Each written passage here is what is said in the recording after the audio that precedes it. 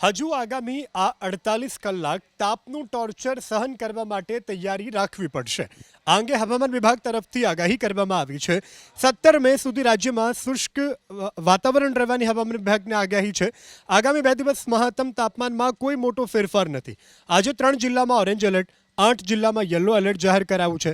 જ્યારે આવતીકાલે કચ્છ, સુરેન્દ્રનગર અને વડોદરા જિલ્લા માટે હીટવેવને લઈ ઓરેન્જ એલર્ટ, તો દ્વારકા, રાજકોટ, અમરેલી, બોટાદ માટે યલો એલર્ટ જાહેર કર્યું છે.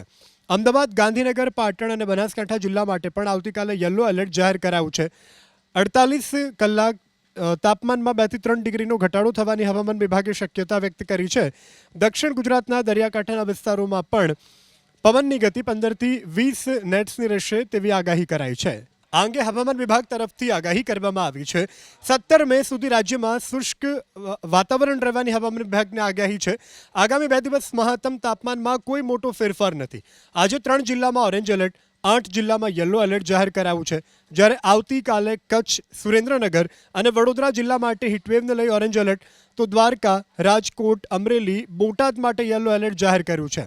અમદાવાદ, ગાંધીનગર, પાટણ અને બનાસકાંઠા જિલ્લા માટે પણ આવતીકાલે યલો એલર્ટ જાહેર કરાયું છે. 48 કલાક તાપમાનમાં 2 થી 3 ડિગ્રીનો ઘટાડો થવાની હવામાન વિભાગે શક્યતા વ્યક્ત કરી છે. દક્ષિણ ગુજરાતના દરિયાકાંઠાના વિસ્તારોમાં પણ પવનની ગતિ 15 થી 20 નેટ્સની રહેશે તેવી આગાહી કરાઈ છે.